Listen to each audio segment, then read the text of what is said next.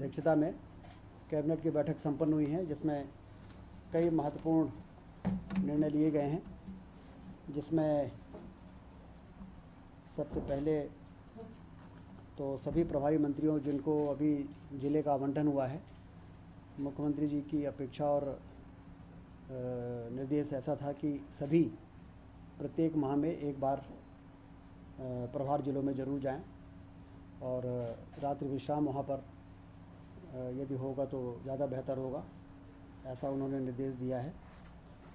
मदरसों में अन्य धर्म की धार्मिक शिक्षा पर प्रतिबंध जो स्कूल शिक्षा विभाग ने आदेश जारी किया है, जिसमें अन्य धर्म के लोगों को ये मजबूर न किया जा सके कि वो मदरसों में उनके द्वारा दी जा रही शिक्षा के लिए बाध्य हों। 26 अगस्त को जन्माष्टमी है। समस्त मंत्री संबंधित जिलों में जन्माष्टमी के कार्यक्रमों में उपस्थित रहें और समारोह को भव्यता से मनाने का निर्णय लिया गया है।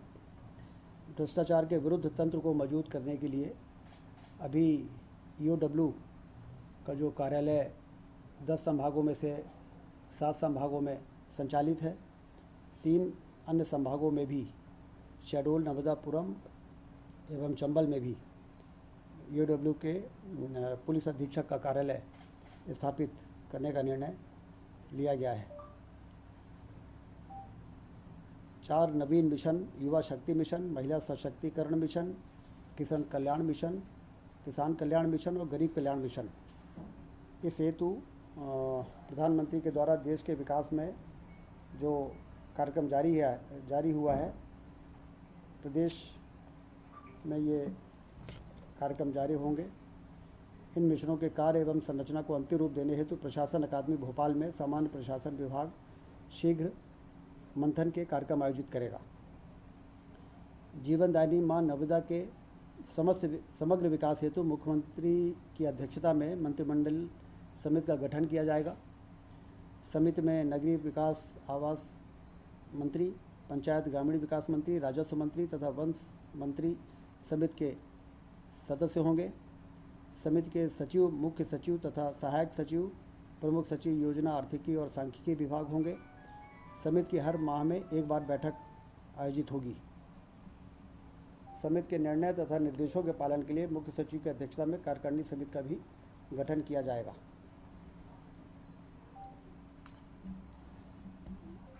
सिंगरौली जिले के चितरंगी में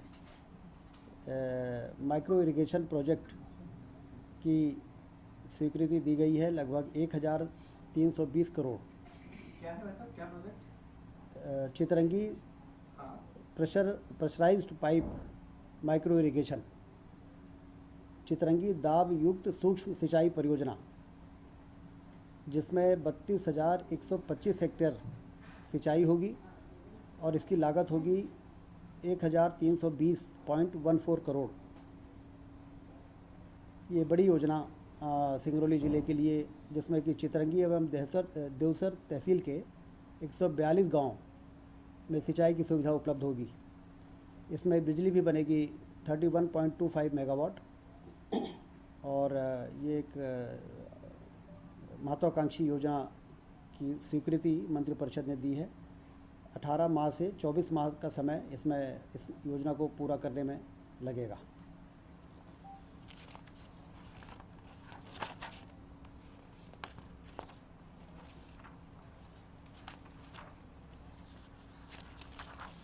साइबर तहसील परियोजना का विस्तार अब पूरे मध्य प्रदेश में होगा।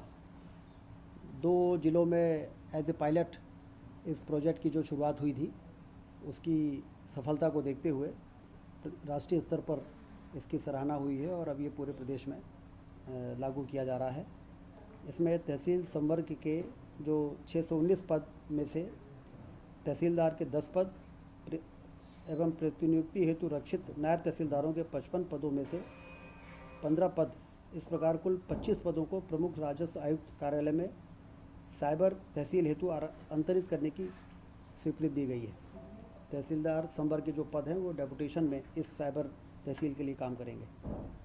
3 OA ग्रेड 3 श्रेणी के कर्मचारियों को पद सहित प्रमुख राजस्व आयुक्त कार्यालय में साइबर तहसील हेतु अंतरित करने की स्वीकृति कैबिनेट ने दी है और 2 भृत्य को भी आउटसोर्स के लिए नियुक्त किए जाने की सैंक्शन दी है, जिससे कि साइबर तहसील का प्रोजेक्ट तेज़ी से आगे बढ़े, क्योंकि राजस्व विभाग की सेवाओं के प्रदाय में उत्कृष्टता सुनिश्चित करने के लिए साइबर तहसील से लोगों के राजस्व से रिलेटेड नामांतरण, बंटवारा और नक्शा तरमीम से लेके और तमाम तरह की जो चीज़ें हैं उसमें काफ़ी निराकरण में काफ़ी तेज़ी आएगी।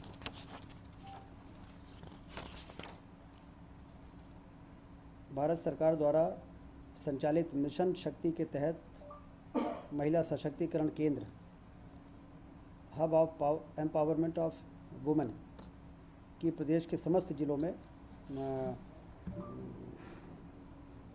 स्वीकृति दिए जाने का आज कैबिनेट ने फैसला किया है। कुल 364 पदों की स्वीकृति दी गई है, जिसमें केंद्र और राज्य 60-40 के रेशो में वित्तीय भार का बंटवारा होगा। इस योजना से महिलाओं का सशक्तिकरण, विकास, स्वास्थ्य सेवा, शिक्षा, करियर व व्यावसायिक परामर्श, प्रशिक्षण, इस प्रकार के तमाम जो ऐसी महिलाएं हैं जिनको सहायता और मदद की आवश्यकता है, और राज्य स्तर पर PMU प्रोजेक्ट मैनेजमेंट यूनिट और जिला स्तर पर DMIU district management implementation unit की स्थापना की जाएगी। तो सेंटर भी बनेंगे सर इसके? सेंटर भी बनाए जाएंगे सेंटर इसके? हाँ, जिले स्तर पर और राज्य स्तर पर ये सेंटर रहेंगे, जहाँ से इस पूरा hub of empowerment of women programme का संचालन होगा। 2.73 करोड़ रुपए प्रतिवर्ष इसमें व्यय आएगा और ये एक महत्वपूर्ण निर्णय आज कैबिनेट ने लिया है। मध्य प्रदेश नगर पालिका द्वितीय संशोधन अध्यादेश में धारा 43 का में संशोधन किया गया है। नगर पालिका एवं नगर परिषदों में जो निर्वाचित अध्यक्ष जो पार्षदों के माध्यम से निर्वाचित होते हैं, उसकी अविश्वास जो 2 वर्षों के बाद लाया जाता था, उसमें परिवर्तन करते हुए अब 3 वर्ष कर दिया गया है। 3 वर्ष के बाद ही अविश्वास प्रस्ताव लाया जाएगा और 2/3 पार्षदों के द्वारा जो विरोध में जब आते थे तो अध्यक्ष हट जाते थे। अब 3/4 पार्षद होने चाहिए यदि अविश्वास प्रस्ताव को सफल करना है। तो ये एक महत्वपूर्ण फैसला है, क्योंकि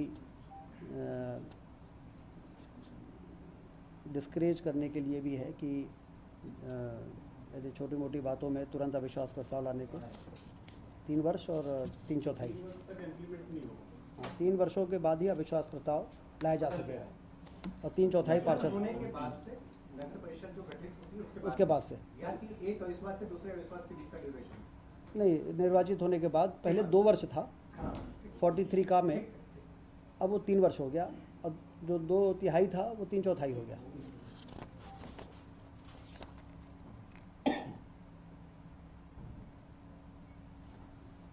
पंचायत एवं ग्रामीण विकास में अधोसंरचना कार्यों के कार्य को बढ़ाने के लिए पूंजीगत मद में निर्धारित सूचकांक की सीमा भी बढ़ाई गई है और लगभग 10,702 कार्यों की प्रशासनिक स्वीकृति जो 1938 करोड़ की जारी की गई थी, उसमें सूचकांक 4.3 करने से 2,135 करोड़ की कार्यों की स्वीकृति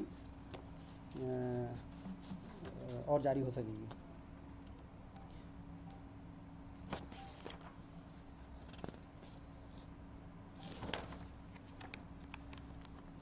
एक अनुसमर्थन का मामला था रीवा हवाई पट्टी को 87,50,000 रुपये जो स्वीकृत किए जा चुके हैं, ऑलरेडी लैंड एक्विजिशन हो चुका है, उसके मुआवजा की राशि का अनुसमर्थन का मामला आज मंत्रिपरिषद ने उसको किया है।